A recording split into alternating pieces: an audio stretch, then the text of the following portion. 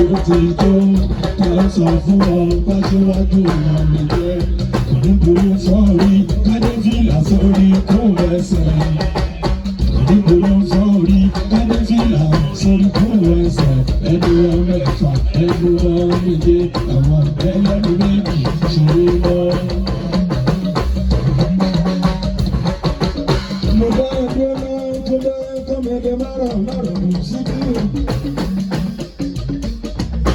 èyí tọyọ ṣe lè tó tó lóró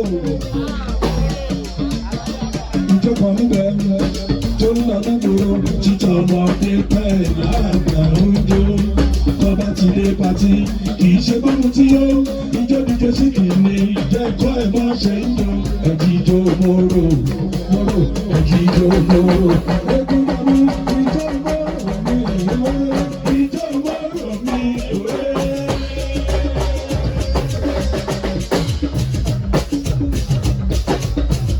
Ọmọdé ìjọ àwọn àgbà ìjọ ìjọ lọ́rọ̀ mi.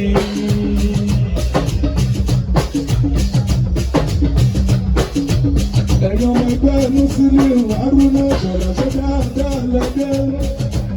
Ẹ bọ́lẹ̀ nínú mọ́tò. Àwọn ọmọ ẹgbẹ́ Musiliu Haruna sọ̀rọ̀ ṣe dáadáa lẹ́gbẹ́. Bóyá kọ́ ẹ má ṣe wí ìṣòro kára gbọ́wọ́ ní ọba ìgbàlá. Ó ti sọ fáyínà lé, ó ti kúrò ní àtijọ́. Ìṣọ̀lá tún ní ẹgbẹ́ Musiliu. Àìlẹ́yìn Joshua ó ẹjọ́ ẹgbẹ́ mi dá àdúgbò lọ. Àdúgbò ní kí á lọ sá.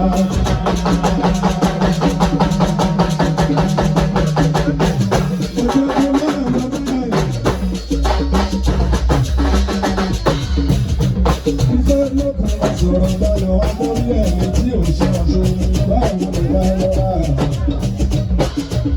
Ifá olókùn sọ̀rọ̀ báyọ̀. Wọ́n ò ní owó ìrẹsì ní ìjọba tó dé. Ẹjọ́ tó máa lọ bẹ́ẹ̀ aláṣẹ. Ó ní kí n sọ fún ọ wípé ìjọ wa ìlú wa àgbọ̀fẹ́wọ̀ gbàgbọ́ ní ìwé kàkà ó sọ nínú kẹ̀. Gbogbo jọ bí èmi sí ẹjọ́ jẹ́ kí ìbò kò ṣe ti sálà kó yá. Ṣé bá bì ẹ́ wá? Ṣé bá bì ẹ́? Ṣé bá bì ẹ́? Ṣé bá bì ẹ́? Ṣé bá bì sọ́kè? Ṣé bá bì ẹ́? Ṣé bá bì ẹ́? Ṣé bá bì ẹ́? Ṣé bá bì ẹ́? Bàjẹ́ mi àgbà mú.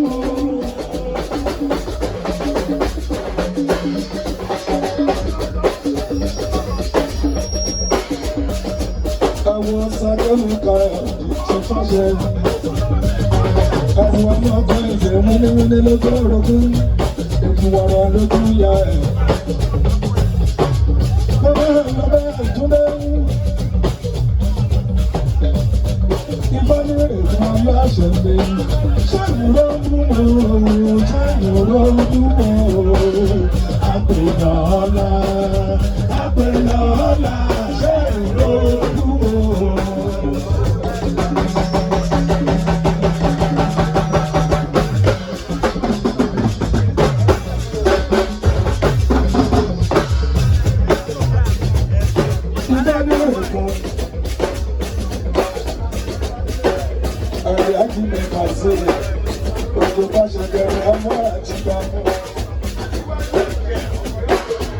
Aṣíwájú ọ̀tẹ̀ pọ̀pọ̀ Ọ̀yọ́ ti dẹ̀. Aṣíwájú màrúwò àtọ̀rẹ́.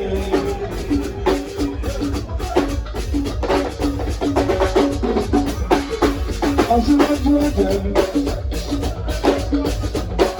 ọmọ ẹlẹ́gùn ní ẹ̀wẹ́. Ọmọ ẹlẹ́gùn ní ẹ̀wà ẹni kò lè fẹ́ kókòkò ọmọ ẹlẹ́gùn ní ẹ̀.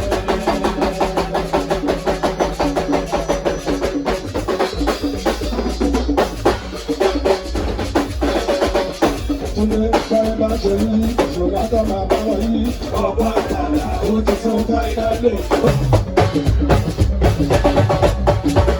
Abáṣẹ ìbádùn èkó ẹni tó fojú fẹ́ wọn tí ò fọkàn fẹ́ wọn ẹni ìfásì ẹni ìfásì ẹni ìfásì ìfásì ẹni ìfásì.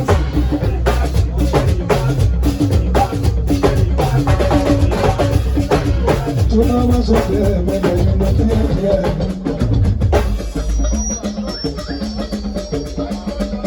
Aṣíwájú ọ̀jẹ̀ ohun ojú ọ̀yọ́ kìdọ̀.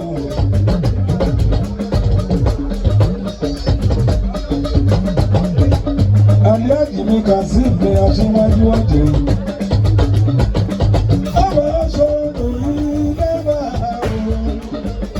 o, ọmọ ṣòro ilé wa o.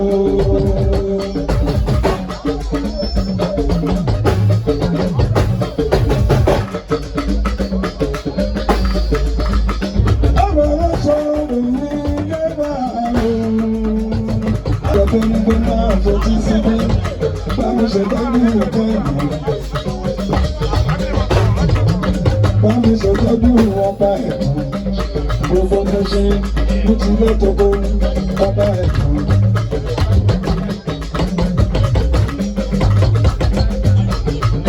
Ẹni tó bá tó lánìí kan ọ̀pọ̀ ọ̀hún bàbá wèrè ni.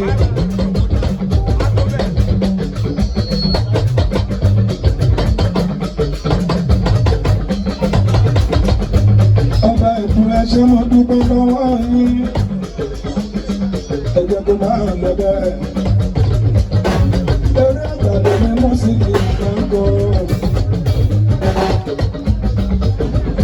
Ẹyin tí Nàìjíríà bí gbèsè. Ẹ bá mi kí Fẹ́mi Fàdà àti Sàké àti Mr. Dayo àtọmọba tó sáà mi. Ẹyin tí Nàìjíríà bí gbèsè. Ẹ jẹ́ ká wá sọ fún wọn wípé èyí ló sì ní. Inú bíbí àpò ká mi. Ìpè ní ọ̀pọ̀ ká mi. Wọ́n fọwọ́ ara wọn ṣe ra wọn. Ẹni bá bínú. Ṣẹ́gun Fàdà ìpìlẹ̀ ó gbà. Ìpìlẹ̀ ó gbà. Wọ́n tún yọ lọ́mọ. Wọ́n ló bẹ̀rẹ̀ lọ́rùn. Ìpìlẹ̀ ó gbà. Ìpìlẹ̀ ó gbà. Tó bá mu. Ó bẹ̀rẹ̀ ètò òwúrò. Ètò òwúrò. Ẹ̀yin ti dé bẹ́ẹ̀. Ètò òwúrò.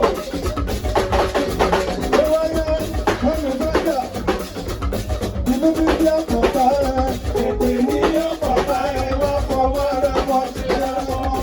Ẹ̀yin bá nínú Fẹ́mi Fàdà, ìpìlẹ̀ ó gbà. Ìpìlẹ̀ ó gbà. Wọ́n tún yọ lọ́yẹ, wọ́n lọ bọ̀rẹ̀ lọ́rùn. Ìpìlẹ̀ ó gbà. Àlùjọ sí ilé ìgbà láti ohun gbogbo.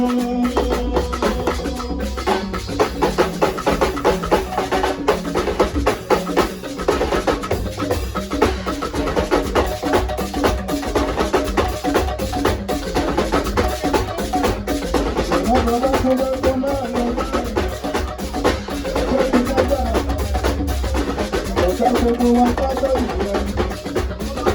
Olórí ètò pátápátá Fẹ́mi Fàdà. Ó láwọn gbogbo Nàìjíríà bìrì.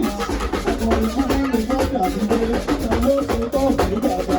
Láyé láyé bàbá.